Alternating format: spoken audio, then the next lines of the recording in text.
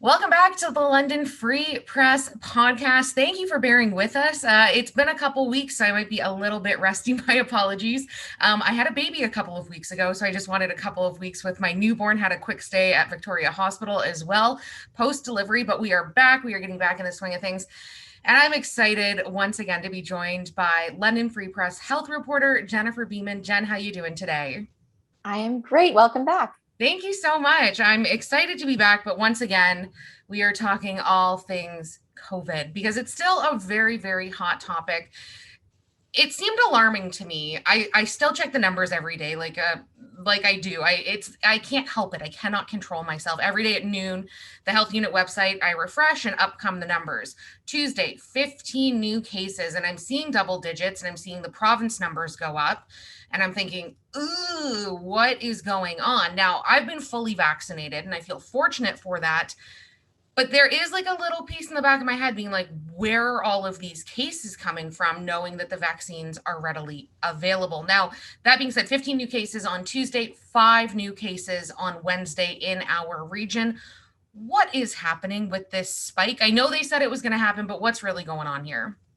Well, these are primarily among unvaccinated people. There's a fourth wave. We're starting to see a little bit of that early activity, and it's coming for those people who haven't been protected. And that's really, really what's happening. The province just the other day released new kind of data that shows the case counts among unvaccinated, partially vaccinated, and fully vaccinated people. It's great data. We've got it kind of every day, new data coming in about who's getting infected, who's getting sick, who's getting hospitalized. And, that's really important. So, COVID is still a thing that we're dealing with. It's very important. If you have 2 doses of the vaccine, things are pretty good for you. You can have a good summer. You can see your friends. If you're unprotected, though, watch yourself, because there's quite a few cases. And even locally, like you said, 15, that's pretty high. And even when we had, no vaccines and there were, 500,000 people in London and Middlesex County, a 15-day would have been kind of like, all right, okay, that's not the worst it's been, but certainly we could do better. But now we've taken a whole bunch of Londoners and people in Middlesex County kind of out of the running of there. So the denominator is smaller. That's 15 out of, the 20 or some odd percent of people that just that aren't protected. I was going to say, what do you think is with the lag? So we're at about 81% of people 12 and up in London, Middlesex County with a single vaccination, and around 69% with a double dose of the vaccine. What do you think the delay is there? So, we started doing second doses really, really in earnest not that long ago, a couple months ago. There are people that might have waited their 4 months. That's always a possibility. There are people, though, that also just got their first dose, in June or July, and, they have to get their second one. So, we're still we're seeing that number, that 69% increase, enough every week. The one that's a little more stubborn is the first doses. We're at 81% now. It's only increasing by, point percentage points each week. Like, it's not growing by leaps and bounds like we once saw. So, I'd love to see that 81% tick significantly higher. I think we all would. I think it would just make everyone feel better as we kind of move into this next phase of the pandemic. But the gains in that are harder to come by.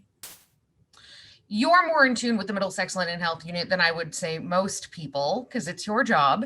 What are they saying about the missing 20%? Because that, like, you hear 81%, you think, you know what, that's pretty good. Like, I'm good with 81%. But then when you really think about it, you're like, oh, 20% is still a substantial amount. And with the vaccine so readily available, does the health unit kind of have a game plan? They've changed things with regards to, you can walk in to get your shots. There are mobile clinics. Is there a game plan to push the 20% even further?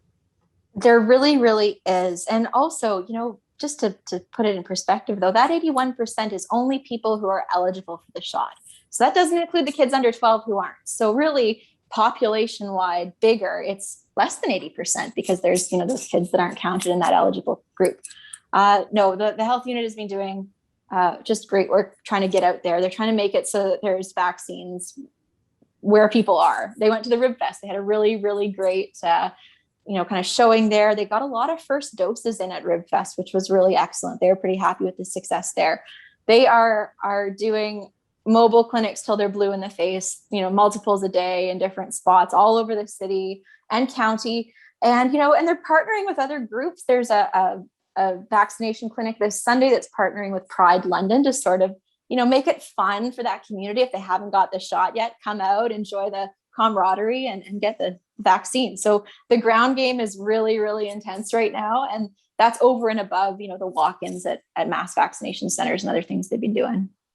Which is amazing. Absolutely. I know a big concern, you hit a nail on the head. The kids under 12 who are not eligible for a vaccine right now. One of my closest friends is a teacher. And so I'm always thinking it's basically the middle of August. Back to school is going to be just around the corner. What's going on with, I know there's been a lot of discussion with regards to Western. Fanshawe just announced not too long ago that if you're playing varsity sports, you need to be vaccinated. Do we expect to see more of an uptick, hopefully, in the coming weeks before school arrives? Well, cases are rising. We had our medical officer in Ontario, Kieran Moore, yesterday said, we're on an upward trend, but don't panic. And the reason not to panic is because this wave, whatever it looks like, because we've got such high vaccination, probably won't look the same as the second and third and first wave where we had all kinds of deaths and hospitalizations. We've got a fairly good number of people who are really, really at a lower risk. If you're double vaccinated, you're not only kind of being cool and double vaccinated, but you're one less person that's really likely to end up in the ICU if you get COVID. It's really all eyes on Western and Fanshawe. We've got a couple more weeks left before September. These are big places. Western and Fanshawe have kind of so far not made a move to make vaccines mandatory on campus. At Western, they're mandatory if you're living in residence. They've had great uptake there. Less than 1% have said, look for accommodation on it. But really, University of Ottawa just the other day made it a thing, and Seneca College as well, as everyone knows about. So really, there's a lot to watch coming up to the start of the school year. Well, something else I wanted to talk about, speaking of students, is students at London hospitals. You wrote a really great piece the other day. COVID shots mandatory for those students who have unpaid placements at hospitals, but not for staff. I can't be the only one who is raising an eyebrow to that. Seems a little bizarre. Yeah, that's an interesting one. There's 2,200 students coming into LHSC. I think that they're seeing an opportunity here for, people that are out in the community. They want to make sure that they're as protected as they are. I guess that's their reason. The LHSC has been pretty unequivocal about it. They're waiting on the province to say something about mandatory vaccinations for healthcare workers, which the province has not said anything yet. There's a lot of chatter about that, though, certainly not just in the healthcare sector, mandatory vaccines, but this idea of vaccine passports and this type of thing. So, it'll be interesting to see how that shakes out. But yeah, both our London hospitals are mandating vaccines for students coming in for not unpaid clinical roles, but not their staff. And the students themselves at the schools aren't going to be required unless they're living in residence. So definitely something to watch, certainly, and really a hot topic right now with everything that's been going on. I know everybody's kind of sitting, waiting and watching, like you said. Is it going to be the province who mandates something? Is it going to be the federal government who mandates something? With regards to Fanshawe and Western, and I don't even know that you're going to be able to answer this, but is there any kind of discussion as to if a call will be made, or is it everyone's just waiting to see, will it be the provincial government or the federal government? Because the clock's ticking. Kids are going to be back to school very, very soon. And with regards to the LHSC, it said single dose first shot by September 1st, second dose by November 1st for placements at London hospitals for those students. So Western last week launched a survey asking staff and students, what's your status? And, they were doing that to kind of gather information about, what they're coming up against come September and, potentially use it to shape their kind of actions and what comes next. The faculty union at Western's been extremely vocal. They want a vaccine mandate on campus. They want a full return to in-person class safely. They don't want to have to, jockey things around and go remote again and then back to, they want the simplicity that a vaccine mandate would give. They've got a few more weeks, but we're coming up on mid-August already. And I don't know that we'll see movement. Maybe, certainly, there's a lot of pressure on Western and a lot of eyes on Western and Fanshawe to see what they do next, and I guess the province as well.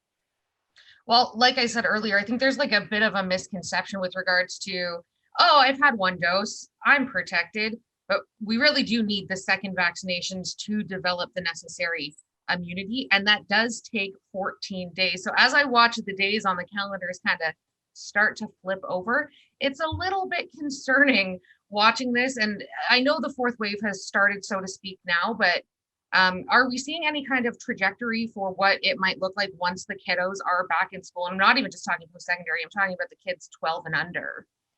So I'm sure we'll see projections in the coming weeks, kind of big picture about what that will look like. We're on a trajectory of increase right now. It's not a spike, but it's, they're growing, cases are rising. The message from our medical officer provincially yesterday was, that's what's going to happen. We're reopening. That's just that. It will be something to definitely keep an eye on in September.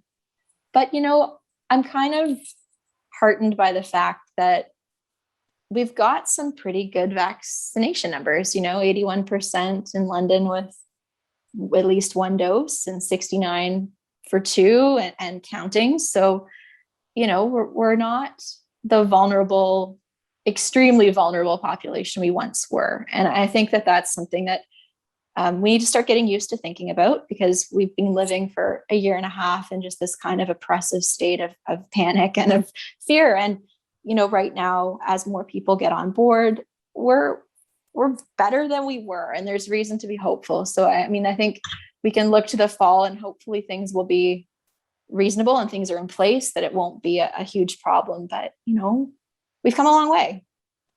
Absolutely. And I love the optimism. I truly believe COVID's not going anywhere. So it's either you're going to get vaccinated or you are not. But I do hope to see an increase in those numbers in the coming weeks before everybody heads back to school, because the fall, I think, is going to be interesting, to say the least. I want to thank you so much for your time, Jen. Really appreciate all of your insight. You're wonderful, as always, keeping us informed. Thank you so much. Thanks so much for having me. Just a reminder, if you're enjoying the podcast, we're back. I promise, no more 2-week delays. We are on Stitcher, Spotify, Apple, Google Podcasts, YouTube, over at lfpress.com. Basically, anywhere you are getting your podcasts, you can find us. So hit subscribe too, because I did get a few messages again saying, hey, what's going on with the podcast?